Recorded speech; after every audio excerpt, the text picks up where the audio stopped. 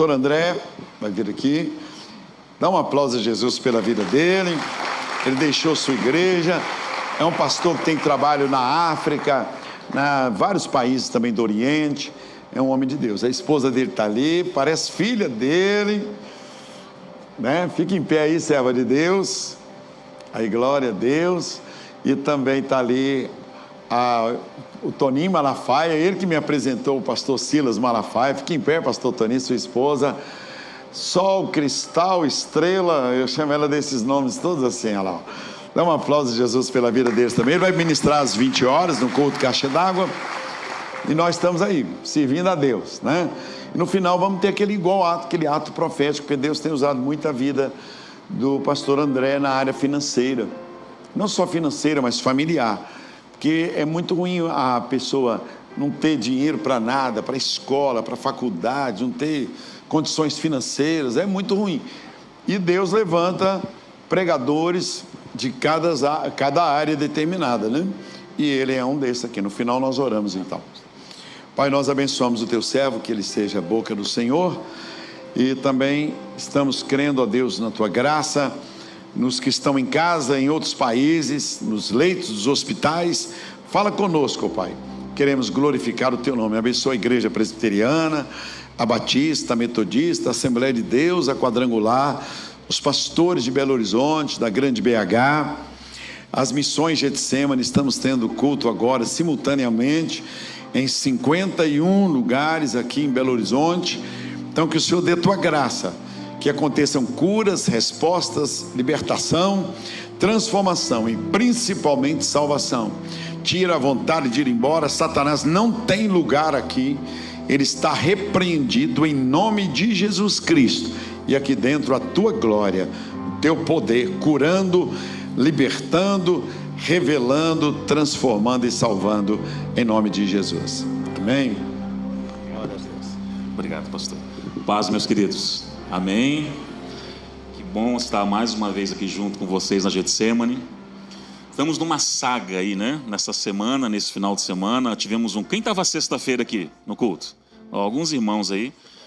Tivemos um culto maravilhoso aqui com o pastor Luiz. Ontem estávamos numa conferência de prosperidade lá em Lagoa Santa. Hoje vamos estar com vocês aqui em 2 horários. E amanhã no culto com os empreendedores, que é a nossa pegada já há 17 anos. Trabalhando finanças à luz da Bíblia. Então, se eu fosse você, não perdia por nada. Amanhã são chaves liberadas aqui, amém? O Atlético e o Cruzeiro você vê depois, a reprise, amém? Você vê em outro momento, mas vai ser um tempo muito especial. Prazer demais estar com o pastor Jorge, que é um amigão. Pastor, sim? Qual a televisão? Pegar aqui o microfone. Okay. Não esqueceu lá de lá. Obrigado, pastor. E o pastor Jorge é um amigão. Eu sou pai de 4 meninas, amém? Aleluia, é isso mesmo. São 3 filhas biológicas e uma adotiva baianinha linda que o Senhor Jesus nos deu. E glória a Deus por isso, né? São 5 mulheres lá em casa, então viu, né? Glória a Deus, glória a Deus. Você está rindo que não é você, né? Amém. Mas essa muvuca abençoada é uma muvuca lá em casa, é um barulhão. Mas a gente sai, viaja 1, 2 dias, não tem jeito. Dá saudade dessa muvuca de novo. E a minha esposa está aí junto. Eu não vou perder tempo falando aqui dos livros, mas vamos estar aqui na saída. Os livros que a minha esposa lançou, Identidade é um best-seller dela. Já viajou o mundo pregando sobre esse tema. Recomeços. Eu vou indicar para você esse livro de finanças, que a gente teve a honra de ser prefaciado, inclusive, pelo pastor Jorge Linhares. É um manual de finanças que nós ministramos nesse seminário do Iapoque ao Chuí pelo Brasil há muitos anos. E também em várias nações. O ano passado foram 15 ou 16 nações ministrando esse tema. Então tem sido uma ferramenta para destravar. Eu digo sempre na nossa igreja lá, eu sou pastor na cidade de Brusque, Santa Catarina. Tem algum catarinense aí no culto? Hein? Nenhum? Eu sou isolado aqui hoje quase, amém? Mas te convido a ir para o sul, sou apaixonado. Minha esposa é carioca, né? Mas nós estamos lá no sul já pastoreando há muitos anos, onde é a nossa sede. E nós temos um código na nossa igreja. Eu tenho falado muito no último ano que o seu maior patrimônio nesses dias é entender. Você só desfruta daquilo que você entender. compreender os princípios vão destravar a sua vida, não tenha dúvida. Mas está lá o manual. E hoje de manhã, sabe quando você amanhece e o Espírito Santo enche o teu coração com uma palavra? Eu creio que você já vivenciou isso, amém? E a gente que prega às vezes 8, 10, 12, 14 vezes por semana, é um perigo que pode acontecer com qualquer pregador, tornar esse lugar comum. Eu sei pregar, eu sei falar, vamos pegar unidunité, qualquer esboço aqui, vamos... Mas a minha preocupação em temor e tremor diante de Deus não é mais um sermão. Eu não conheço você pessoalmente, mas o Senhor conhece. E Ele sabe como você chegou aqui nessa manhã, as demandas do seu coração, aquilo que você precisa ouvir para destravar a sua área em algo. E essa manhã, quando acorda, vem aquele, você sabe, aquele refrigério dele, que é dele, irmãos. E faz até bastante tempo que eu não prego esse tema. Tem um livro sobre ele que vai estar lá, mas há muito tempo que eu não prego sobre um Deus que é Pai.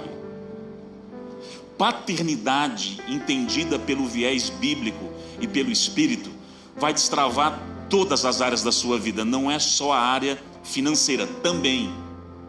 Você entender a sua filiação em Cristo, ela vai potencializar inúmeras áreas da sua vida, e financeira, familiar, seu chamado, seu comissionamento em Cristo Jesus e por aí vai.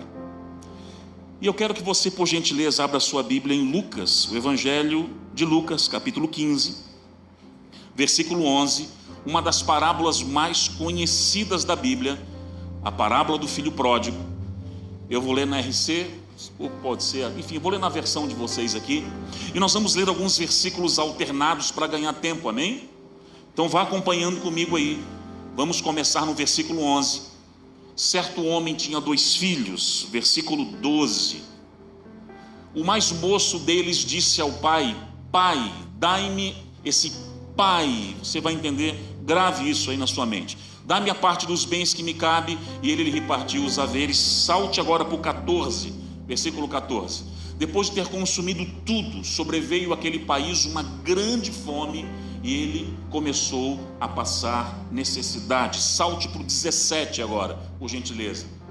Então, caindo em si, disse: quantos trabalhadores de meu pai têm pão com fartura, e eu aqui morrendo ou padecendo de fome. Versículo 20, vamos saltar para o 20. E levantando-se foi para o seu pai. Vinha ele ainda longe, quando seu pai o avistou, e compadecido dele, correndo, o abraçou e o beijou. 24.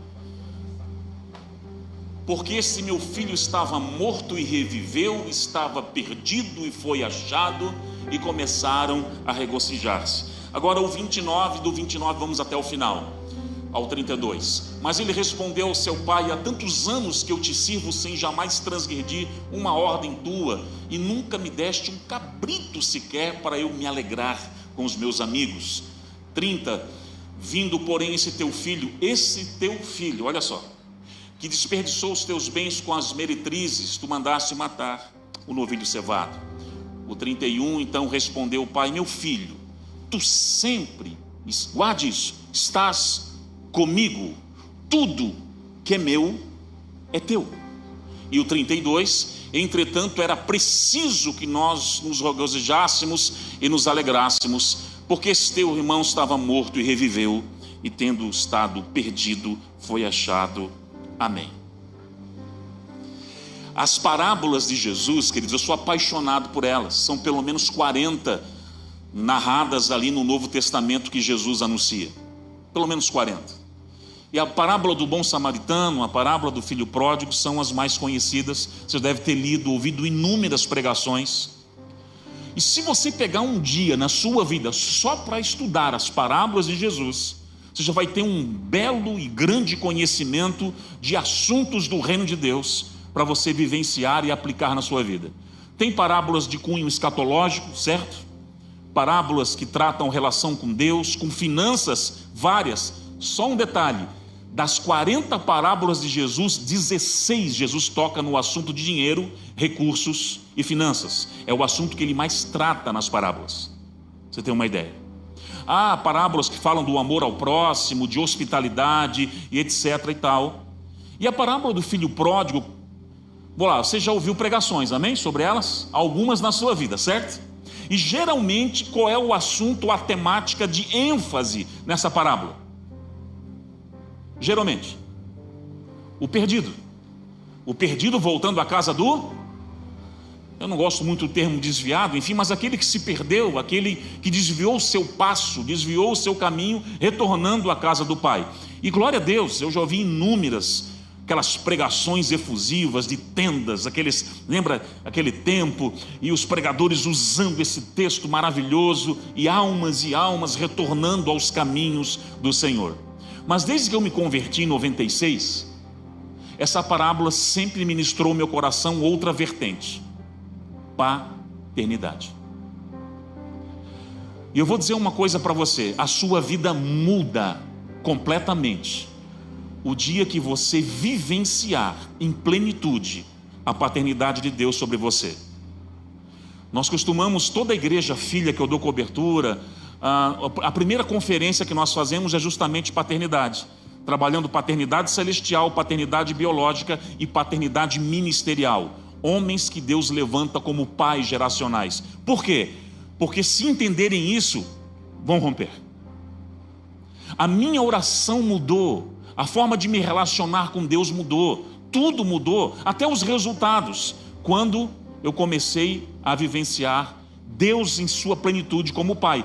Porque às vezes nós conhecemos um Deus teologicamente, doutrinariamente, religiosamente, mas não intimamente. Escute uma coisa bem interessante: a Trindade funciona no seguinte viés: no Pai está a paternidade, no Filho, identidade, e no Espírito, a habilidade. Eu vou repetir, você nunca vai esquecer isso mais, o resto da sua vida. No Pai, paternidade; no Filho, identidade; e no Espírito, a habilidade, a operacionalização dos dons espirituais. 1 Coríntios 12, versículo 8, 9 e 10, que são expressos, estão à nossa disposição, minha e sua. E essa parábola, rapidamente aqui falando sobre ela, você conhece um pai, 2 filhos, o filho mais novo, narrar aqui bem rapidamente, ele pede a herança antecipadamente. Isso gera uma afronta e uma desonra à figura paterna, porque herança é depois que morre. E ele pega o dinheiro, não sabemos a porcentagem, pela tradição judaica, o filho mais novo tinha direito a apenas 1/3 da herança, o mais velho, primogênito, 2/3. Se houve essa repartição regular, não sei, mas era assim que funcionava. E esse menino vai gastar o dinheiro, e você conhece a história, gasta o dinheiro com prostitutas, com jogos, e ainda que ele tivesse pegado uma bolada milionária, dinheiro uma hora acaba, certo? Eu vi um documentário esses dias de todas as pessoas que ganharam aqueles prêmios milionários em reality shows pelo Brasil. Pasmem, como estava cada um deles após tantos anos? A maioria deles pior do que quando ganhou o dinheiro, porque vai torrando, uma hora acaba, certo? E enquanto você está pagando, sempre tem os sanguessugas e estão ali próximo. Terminou de financiar, some todo mundo, não é verdade? Some tudo. E o filho pródigo agora estava sozinho, comendo com os porcos, e aí ele cai em si. O texto fala que ele cai em si. Então, na casa do meu pai, o trabalhador mais simples tem direito a uma boa cama, a comida, a dignidade. Eu vou voltar para lá e pedir para ser um funcionário. Esse é o resumo da parábola. O pai o recebe com festa, mata o melhor bezerro, e o filho mais velho, ele fica aí com uma dor de cotovelo enorme. Você conhece a história, faz uma inquirição ali com o pai, etc. e tal. E dentro dessa história, eu quero trazer alguns códigos espirituais para você nessa manhã, que vai mudar a sua vida. Mudou a minha vida há 20 anos atrás. Mudou completamente. E eu sei que se você, quem sabe, entrou com muitas dúvidas aqui a respeito de quem você é em Cristo e do que Ele tem para você esse ano, quem sabe você já entrou um ano meio desanimado, essa é uma manhã que Ele vai aquecer o teu coração, porque falar do Pai, falar do Abba, é você sentir essa presença linda, poderosa. Eu senti essa manhã, querido. Sabe a presença do Abba te envolver? Essa presença gloriosa que só Ele pode dar. O mundo não pode fornecer isso, mas está somente nele. É essa presença. O primeiro código aqui é Deus como referência paterna. Existe uma disciplina na teologia sistemática chamada hermenêutica. Já ouviram falar? Amém? Quem sabe os estudiosos, teólogos, amigos aqui. A hermenêutica bíblica, ela vai te fornecer códigos para você interpretar as escrituras de maneira correta, fazendo uma boa exegese do texto e não uma exegese. O que é uma boa exegese do texto? Arrancar o sentido que ele mesmo, o que Deus está falando expresso nas escrituras. Exegese é quando você insere um conceito, um achismo seu, e aí é onde tem tantas heresias por esse mundo, não é verdade? E eu me lembro, garoto, solteiro ainda, nós pegamos um grupo de amigos para estudar a Bíblia, famintos, sedentos por Deus, e nós pegamos a parábola do filho pródigo, e um amigo meu, teólogo na época, era o nosso líder de jovens, ele falou assim: gente, meninos, vamos aplicar uma técnica hermenêutica nas parábolas, vamos estudar as parábolas. E quando nós estudamos a parábola do filho pródigo, ele usou uma técnica chamada separação de diálogos. Os teólogos aí vão saber o que eu estou falando. E a gente pegou uma cartolina, colocou na parede, e fizemos uma coluna separando, coluna por coluna, cada fala, ou todas as falas de algum personagem dessa parábola. Ou seja, só as palavras do pai, uma hora só as palavras do filho mais novo, numa coluna só as palavras do filho mais velho, o narrador, etc. e tal. E aí eles foram comentando, foram dissecando aquela parábola, foi muito interessante, mas eu fui ministrado por algo. O filho mais novo, pelo menos 4 vezes, ele fala a palavra pai. Pai, pequei contra ti. Pai, me perdoa.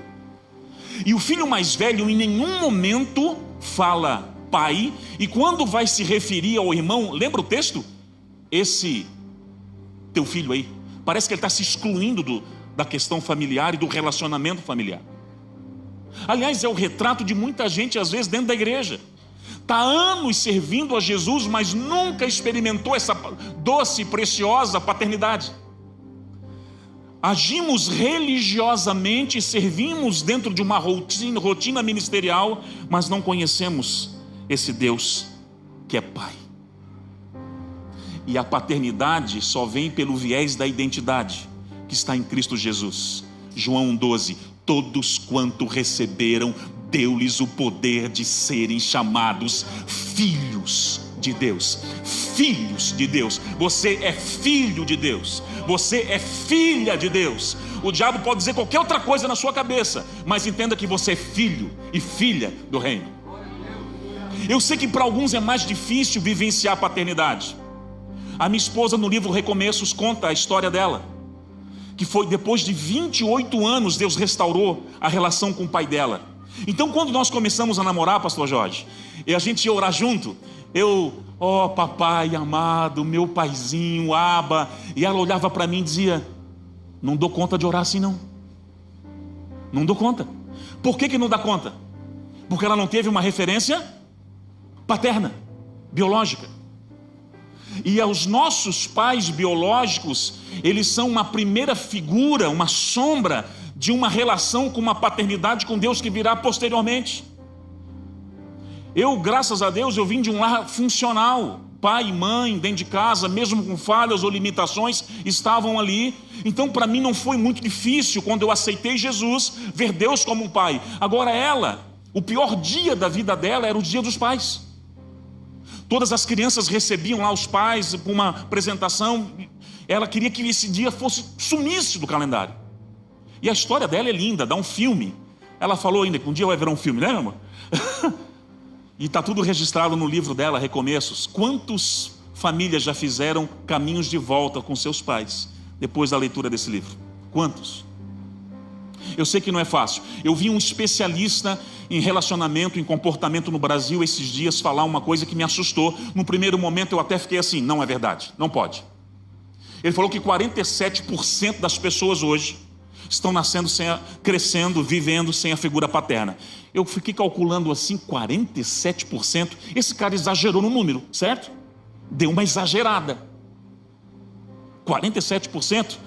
E ele falou assim, antes de você me julgar, deixa eu explicar o que compõe os 47%. Sou todo ouvidos. Ele falou: pais que faleceram muito cedo, ok. Divórcios, o lar agora ganha um quê mais disfuncional e não funcional, ok. Rejeição paterna, o caso da minha esposa que foi abandonada cedo, ok. Mas isso ainda não explica 47%.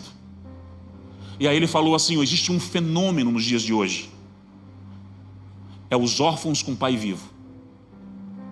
O pai está dentro de casa, mas é como se não tivesse, porque não participa ativamente da construção da identidade e não prepara os seus filhos para o seu destino profético.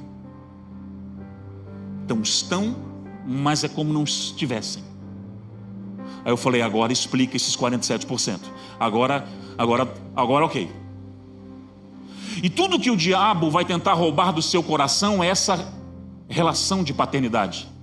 Ele vai tentar roubar o tempo todo de você, que você é filho, porque se ele roubar isso, ele rouba tudo, tudo. Até com o próprio Senhor Jesus, ele tentou sim roubar. Ah, pastor, você está inventando. Não, vou te provar na Bíblia. Evangelho de Lucas, por gentileza, capítulo 4, versículo 3. Evangelho de Lucas, capítulo 4. Deixa eu provar para você na Bíblia isso. Disse-lhe então o diabo: se és o quê? O diabo sabia que se ele roubasse a condição de filiação do coração de Jesus, ele roubaria tudo. A questão aqui: se tu és o leão da tribo de Judá, se tu és... Não, ele não usa nenhum outro tipo de hierarquia celestial ou qualquer outra coisa. Ele fala de filiação. Se tu és mesmo o filho de Deus, ele pegou na veia, no calcanhar. Mas Jesus, nosso amado Senhor, veio com respostas incisivas, dizendo: não só de pão viverá o homem. Você acha que o diabo desistiu? Olha o versículo 9 de novo. O 9, por gentileza. O diabo é insistente, irmãos. O próprio capítulo. Então, agora ele leva em Jerusalém, coloca sobre o pináculo do templo e disse o quê? Disse o quê? De novo. E aqui: se és filho de Deus, atira-te daqui de baixo, pegando na veia. Na veia. E o Senhor Jesus vai dizendo também: não tentarás. Ele usa a palavra para rebater as ações. Esse aqui é o início do chamado terreno e ministerial do nosso amado Senhor Jesus Cristo na terra. Agora, querido, ele não desistiu em nenhum momento. Na cruz, nos últimos instantes, eu lancei um livro agora chamado Meu Doce Jesus, que eu falo das últimas 7 gritos de Jesus na cruz e como ele derramou doçura em todo o tempo. E olha só na cruz, Mateus 27, 39, por gentileza. Mateus 27, 39. E os que iam passando, blasfemando, filhos de Belial que por ali estavam, meneando a cabeça, ou seja, Jesus estava prestes a dar o último suspiro e dizer: está consumado. É nesse momento que olha o que é falado nos últimos instantes. 40, por gentileza. Tu que destróis o santuário e em 3 dias o reedificas, salva-te a ti mesmo. É isso mesmo que você leu. Se tu é filho de Deus mesmo, desce dessa cruz. Mas o diabo não desistiu até o último segundo, porque ele sabia que se a paternidade fosse roubada do coração do nosso amado Senhor Jesus, até no último segundo tudo poderia se perder. E se o diabo insistiu tanto comigo e com você, com Jesus não vai insistir comigo e com você, inclusive, perdão. Se ele insistiu tanto com o amado Senhor Jesus, não vai insistir comigo e com você? Porque você perde tudo: finanças, perde família, perde a questão da envergadura ministerial. O irmão mais velho é um retrato disso. Não chamava o pai de pai, nem o irmão de irmão. Ele entrou numa frequência apenas operacional no reino, batendo ali o seu ponto, ok? Indo, fazendo. Era isso que ele estava operando, apenas isso. E não é isso que o Senhor deseja, que você viva distante dele. O Pai te chama nessa manhã para um relacionamento com Ele, quem sabe que você nunca antes teve em toda a sua vida. O seu chamado rompe, o seu ministério rompe, tudo começa a ganhar mais cor a partir de quando você entende e vivencia essa intimidade com Abba. Mas vamos avançar. Logo após isso, um segundo código aqui é justamente o que eu tenho direito, e aí entra muito uma parte financeira que eu ministro muito, inclusive também com esse texto. O que eu tenho como direito ou dever no reino de Deus? Você percebeu no texto que nós lemos em Lucas 15, que o filho mais velho chega assim, com uma dor de cotovelo enorme. Puxa, estou a vida inteira aqui, nunca me deste um cabritinho sequer para comemorar com os meus amigos, irmãos, e esse filho depravado que voltou agora, você mata o melhor bezerro, faz um jantar enorme. O pai olha com... Eu queria assim, tentar entender a afeição desse pai, olhando atônito para um filho desse. Como é que é? Nunca te dei um cabrito? Meu filho, vê o que ele fala? Tudo que eu tenho é teu. Você não entendeu que você é filho? Você está vivendo como se fosse um escravo, e você é filho. Ei, escute isso. Trabalhadores ou escravos trabalham por um salário. Aos filhos está destinado herança.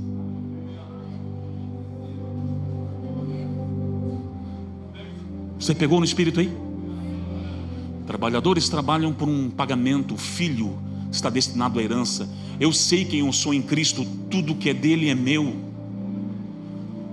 Isso foi outorgado na cruz pela sua palavra. Eu apenas me posiciono nos princípios, vivencio os princípios e dou uma resposta, porque os céus não respondem perguntas, os céus respondem respostas. A resposta que você dá para o Senhor atrai respostas dos céus para a sua vida. Os céus respondem respostas.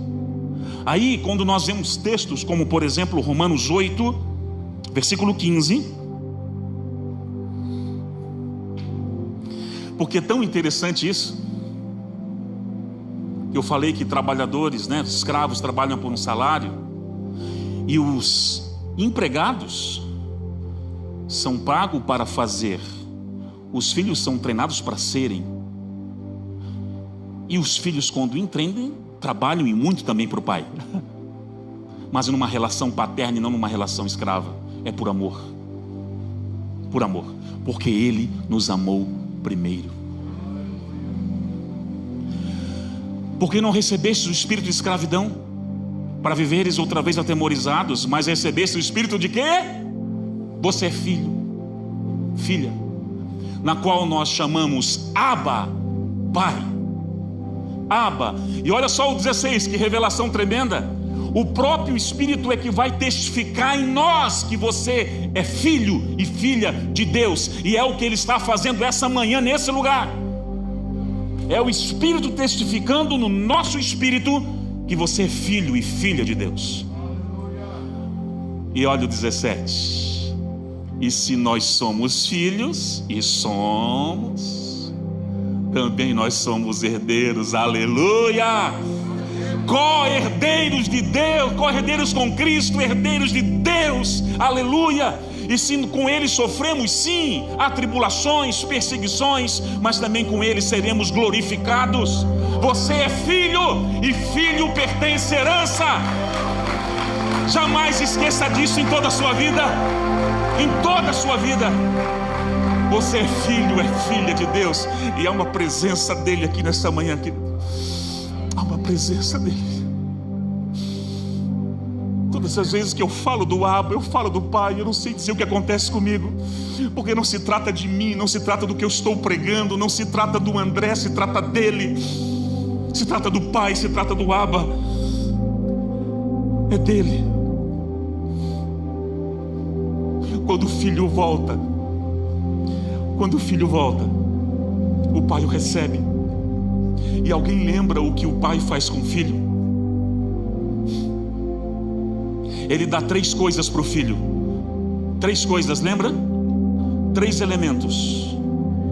Primeiro ele dá vestes, sandália e anel. Cada um desses 3 itens há uma representação espiritual. Cada uma desses 3 itens. Cada um. E deixa eu explicar e aí caminhar para o encerramento aqui nessa manhã. Simbologia número 1. O pai coloca vestes nos filhos. O filho, perdão. Quando o pai, naquela época, aliás, as famílias de ordem mais economicamente maior, posso assim dizer, elas eram distintas pelo tipo de roupa que usavam. Os escravos usavam quase que era parecido com um pano de saco. Não bem um pano de saco, porque esse era um símbolo de contrição e arrependimento, mas eles usavam uma roupa muito simples, que era o trabalhador. Os filhos, os pais, os donos de terras, eles usavam uma roupa que os diferenciava. O que o filho orou, ele e seus pensamentos e Deus, quando ele estava com os porcos? Eu vou voltar para a casa do meu pai e vou pedir o quê? Um trabalho. Deixa eu trabalhar, porque o funcionário mais simplesinho do meu pai, mais simples, ele tem dignidade. Então o filho pediu o quê? Me dá uma roupa aí de trabalhador, porque eu aqui vou gastar a minha vida te servindo, pai. Quando o pai coloca vestes nele, vestes da família, ele está dizendo assim: você errou, filho, você gastou tudo e todo pecado tem consequência, mas você é filho.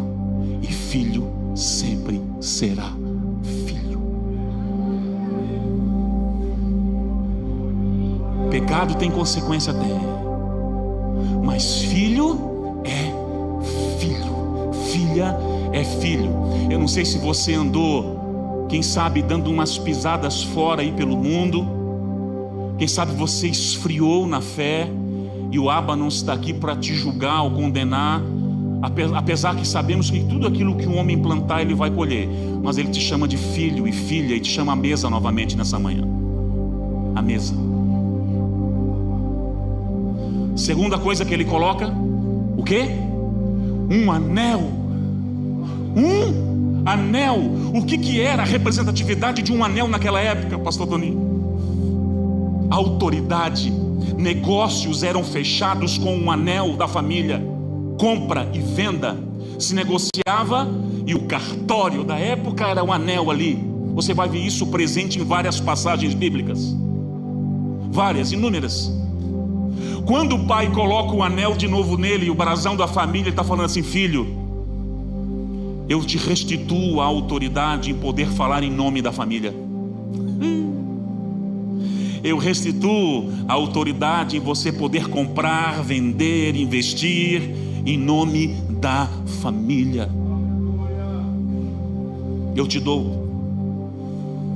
E quem sabe até você pensa que o seu ministério acabou, mas ele está restituindo essa autoridade que nunca saiu. Está aí dentro de você. Está aí dentro, está aí dentro. Está aí dentro de você. Ele restitui essa manhã. Essa manhã ele restitui, para você poder caminhar e cumprir o chamado que está sobre a sua vida. Ei, meu Deus. E por último, é onde eu sou mais apaixonado.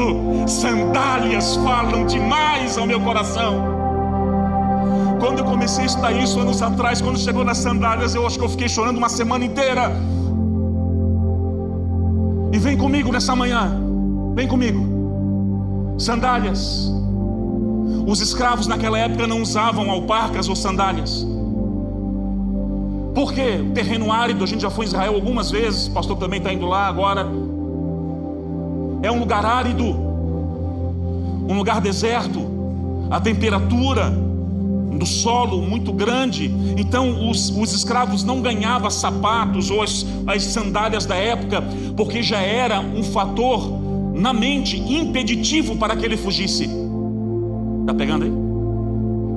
Já pensaria 10 vezes antes de fugir. Com certeza os seus pés não aguentariam a fuga pelo deserto. Então quando o pai vem com a sandália, meu Deus, ele está dando a sandália para o filho, está olhando nos olhos dele, está falando assim: eu vou te dar as sandálias porque eu sei que você não vai fugir mais da minha presença. Você ainda pode até fugir com esse chinelo, mas você não vai fugir mais, eu sei. Porque eu quero que você me sirva por amor. Eu estou te restituindo para você ser uma voz agora.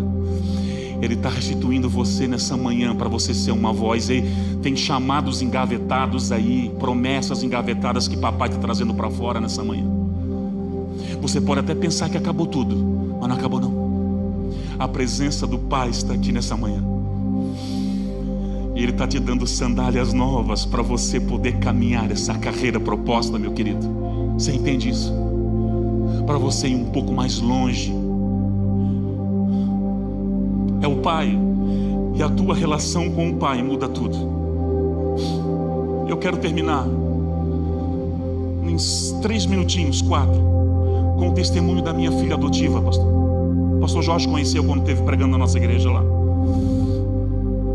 Eu tenho 3 filhas biológicas, e Deus, quando nasceu a terceira, a Catarina, e eu encerro com esse testemunho, eu falei, deu. E fui lá, fiz a vasectomia e tal, mas os planos de Deus são diferentes. A Hitler, nossa filha adotiva, uma baianinha, uma moreninha linda, ela nasceu no interior da Bahia. A mãe dela morreu logo depois do parto, e o pai dela já tinha fugido com outra mulher antes mesmo dela nascer. Ela foi criada pela avó no mato, praticamente. O primeiro banho que ela tomou com um chuveiro na vida, ela tinha 10 anos de idade. Uma vida miserável. E aí ela tinha 2 tias que moram até hoje, moravam na nossa cidade chamada Brusque. E uma dessas tias falou assim: vem pra cá, Rita, vou te dar uma condição de vida melhor. Eu procuro abreviar um testemunho porque é filmado, eu preciso me guardar por uma questão ética, porque é muito pesado, muito pesado. Vem pra cá. E ela acabou se tornando uma escrava das filhas, das tias dela, perdão. Ela, menina com 10 anos, tinha que limpar a casa toda, tinha que arrumar tudo, ainda não recebia comida direito. Ela chegava, se ela ficasse doente, ela tinha que engolir o vômito, porque se ela mostrasse que estava doente, apanhava ainda. E quando uma tia dela usurpou dela tudo que podia, foi para outra tia, e a outra tia dela fez ela escrava 10 vezes mais. E foi nesse tempo que ela, adolescentezinha, se converteu com a gente lá, se tornou uma filha espiritual. A vida dela era igreja, um trabalhinho numa cafeteria e escola. E a tia começou a dizer: ó, você está indo muito para a igreja, hein? Esse negócio aí não dá certo não. Ela, mas é a única coisa que eu faço na vida é servir. Ela ministrava no ministério de dança da igreja lá. Nunca vi essa menina reclamar de nada, apesar da vida sofrida que tinha. E aí um dia a tia falou assim: ó, pega as tuas coisas e vai morar na rua, não te quero mais. E você sabe como é igreja, irmãos. Eu sei que vocês fazem isso muito pelo coração de paizão aqui do pastor Jorge. Aí um irmão já foi procurar uma kitnet, outro já foi procurar um colchão, outro já foi procurar não sei o que, outro não foi procurar não sei o que. Vamos. E a minha esposa, numa terça-feira, tem uma experiência de trazer ela para dentro da nossa casa e cuidar como se fosse nossa filha. Quando ela veio falar para mim, gente, eu falei assim: ó, não é bem assim. É uma decisão muito séria. Eu vou fazer uma ligação para 3, 4 empresários aqui. Vou levantar 1 ano de kitnet para ela. A gente levanta todo o recurso, mas trazer para casa é difícil. E a minha esposa falou assim: ó, amém, meu amor, Deus vai falar contigo na palavra. Eu falei: amém, eu recebo. Se for de Deus, eu recebo. No dia seguinte, eu estava no culto da nossa igreja, sentado assim na primeira fila. Tinha um ministro de louvor muito conhecido no sul do país lá, ministrando. E de repente, do lado assim, pastores, eu vejo uma nuvem vindo de fumaça, que no primeiro momento eu pensei que era incêndio, pastor. Pensei que era incêndio. E aquela nuvem veio vindo. Eu disse: será que ninguém está olhando aqui? E veio vindo na minha direção e me cobriu. E eu não consegui enxergar o irmão que está aqui na frente. Mas quando eu estava naquela nuvem, eu entendi que aquilo era Deus. Não era incêndio, não era nada. Eu comecei a orar e Deus, o que é isso? De repente abre uma tela como essa aqui na minha frente, e eu começo a assistir uma passagem bíblica, a oração da minha esposa. Aquela mulher cirofenícia que falava que comeria migalhas abaixo da mesa do seu Senhor se fosse necessário, lembra? Aí eu vi uma mesa linda, pastor Jorge, uma mesa cheia de iguarias, uma figura na ponta que parecia ser o Senhor, um homem, um ser de branco. E quando eu olho para debaixo da mesa naquela visão, eu olho a Hitler comendo migalhas. Uma voz audível entra naquela fumaça e fala assim comigo: ela comeu migalhas a vida inteira. Pegue ela pela mão, faça ela se assentar na mesa pela primeira vez na vida e seja pai sobre ela. Seja pai.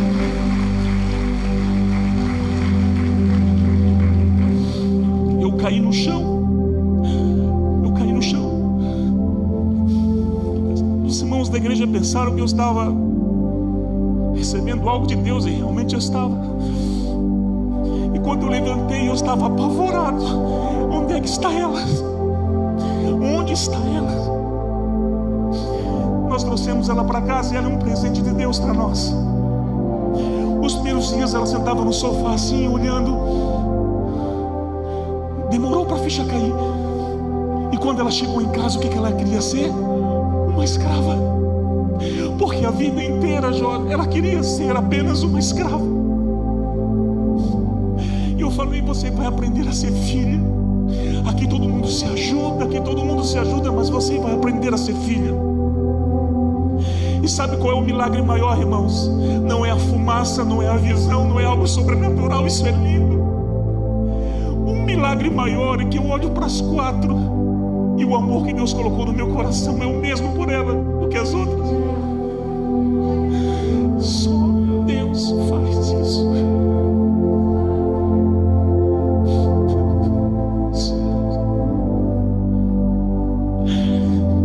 Eu queria que você ficasse de pé comigo. Fique de pé comigo nesta manhã. Eu não sei, quem sabe você está há muito tempo longe do Abba. Posso fazer uma oração, pastor? Se o senhor me permite. Você precisa vir no altar nessa manhã.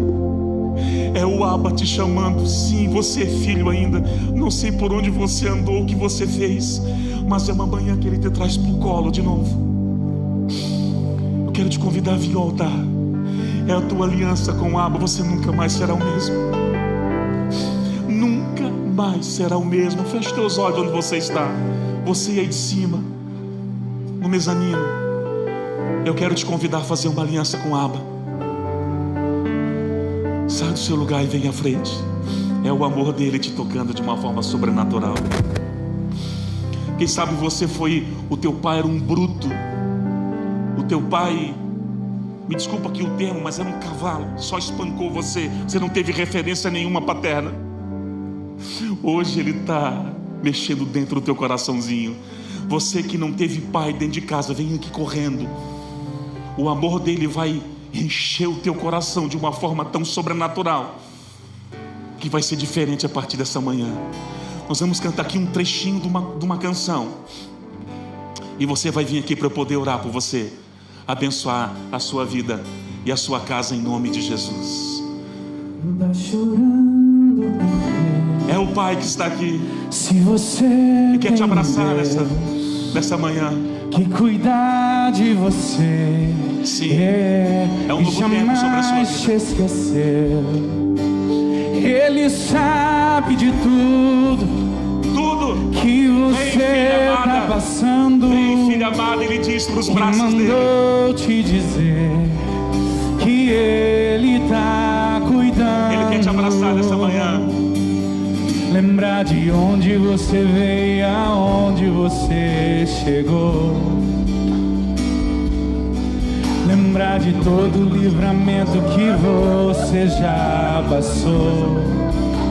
Nem era pra você estar aqui, mas Deus falou assim: esse aí vou levantar. E onde colocar a mão, eu vou abençoar. Não chore, quem cuida de você não dorme. Levanta, tem muita gente que te ama. Deus mandou te dizer que vai acontecer. Deus mandou te falar que tudo vai passar. E antes de orar, eu ainda preciso fazer um convite. Quando você nasce, você é criatura de Deus. Agora, filho, você só é por intermédio de Jesus. Quem sabe você nunca fez a oração confessando Ele como Senhor e Salvador da sua vida. É nesse exato momento que você passa de criatura para filho e para filha. E não é uma religião, uma placa, é filiação. Tem alguém aqui que nunca fez essa oração? Só faz um sinalzinho com a sua mão onde você está. Isso, eu vi uma mãozinha lá em cima. Isso, só faz um sinalzinho. Se você nunca fez essa oração convidando Jesus para entrar dentro da sua vida, faz esse sinalzinho. E você que estendeu uma mão, eu vi umas mãozinhas lá atrás, desce aqui. Eu quero orar com você aqui na frente. Eu faço questão de abençoar. Vem correndo aqui, porque a partir desse dia começa a mudar. Quem sabe você que está na frente quer fazer essa oração, então vem aqui na frente. Você que nunca fez essa oração, que está lá em cima, é uma porta aberta. Isso, fica aqui pertinho aqui. Os obreiros, os pastores vão estar orando com você. A Bíblia fala que uma alma para o Senhor é mais importante do que o mundo inteiro. Alguém, isso, querido, vem cá. Os céus estão em festa pela sua vida. Traz ele aqui pertinho aqui, porque esse é o caminho da filiação. É o caminho. Isso, traz ele aqui. Vou pedir para os pastores orar com essa moça e aquele jovem que está vindo ali, em nome de Jesus. Pai, eu quero abençoar esses teus filhos. Só o Senhor sabe o que eles têm carregado até o dia de hoje, as dores, os traumas. Mas é um novo tempo, meu filho. É um novo tempo.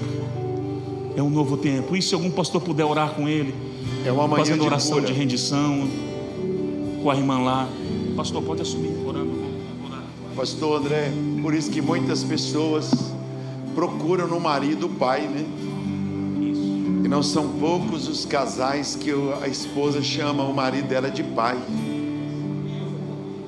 Mas é uma manhã de libertação. Aguente um minutinho, irmãos. Está tudo dentro do tempo. O Senhor está sarando. Os pastores vão passar pelos corredores, uma mão amiga, os diáconos. Passa pelo. É uma manhã de cura, a paternidade de Deus. A minha felicidade é secundária. A felicidade dos meus filhos passa a ser primária. A vida é assim. Mais um minuto de oração. Ele está orando com as pessoas. Tem gente sendo curada. Quem cuida de você não dorme. Levanta. Tem muita gente que te ama. Tem mais de 1000 textos na Bíblia, Deus falando assim: levanta, levanta, levanta, levanta. Foi lindo, viu, Stefano, aquilo que você fez com o seu pai. Eu fiz com meu pai também, que meu pai me abandonou quando eu tinha 7 anos de idade. Eu não chamava nem Deus de pai.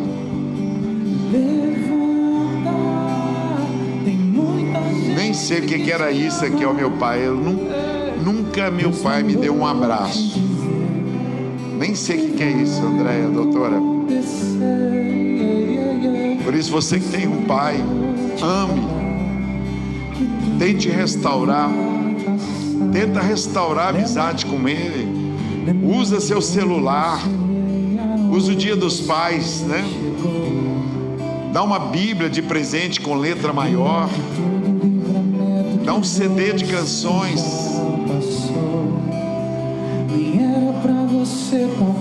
Só mais um minutinho. mas Deus falou. E sobre as mãos, se você que tem seu pai, desfrute dele. Ontem lá em Lagoa Santa, uma mulher chegou e falou: pastor, meu pai morreu, o que eu faço? Eu não tenho como pedir perdão. Falei: você tem um pai eterno, dá um abraço em mim. Ela me deu um abraço, depois ela abraçou o pastor André. Hoje é um dia de cura aqui. Quem sabe você está em casa aí, ó, no hospital, seu pai esteja vegetando. Adore a Deus. Pode cantar, Fred. Lembra de todo o livramento. Lembra de onde você veio, aonde você chegou. Olha a letra da canção, olha. Lembra de todo o livramento que você já passou. Não era pra você estar aqui, mas Deus falou assim: esse aí vou levantar, eu vou, e onde colocar a mão eu vou abençoar. Diga, igreja, não chore, quem cuida de você não dorme. Aponte para quem está do teu lado assim, ó, não chore. Tem muita gente que te ama. Deus mandou te dizer que vai acontecer. Você é o melhor pai do mundo. Te falar Calma. Tudo vai passar. Você é a melhor mãe. Não chore. Calma. Quem cuida de você. Calma. Calma. Levanta. Deus não está dormindo. Que te ama. Deus não está dormindo. Vou te dizer que vai acontecer. Deus mandou te falar que tudo vai passar. Aqui nesse altar tem pessoas entregando a vida nas mãos de Jesus. Tem pessoas pedindo perdão. Aqui nesse altar tem pessoas consertando a vida. Aqui tem pessoas que os pais estão vivos, outros os pais não estão vivos. E a gente se coloca à disposição para ajudar você. Meu pai já faleceu. Então o que eu tenho que fazer? É procurar ser um filho e um pai melhor.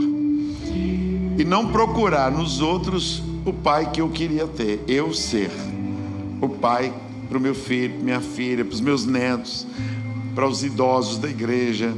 Esse é o meu papel, ser um pai, um Deus Pai. Então Deus nessa manhã está restaurando.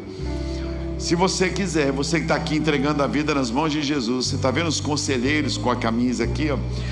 Aí nós podemos anotar o seu nome, orar com você. Essa menina adolescente, você ir lá no nosso acampamento da juventude, você fazer inscrição, estar com a gente. Então nós queremos vocês aqui com a gente. Queremos vocês participando aqui conosco.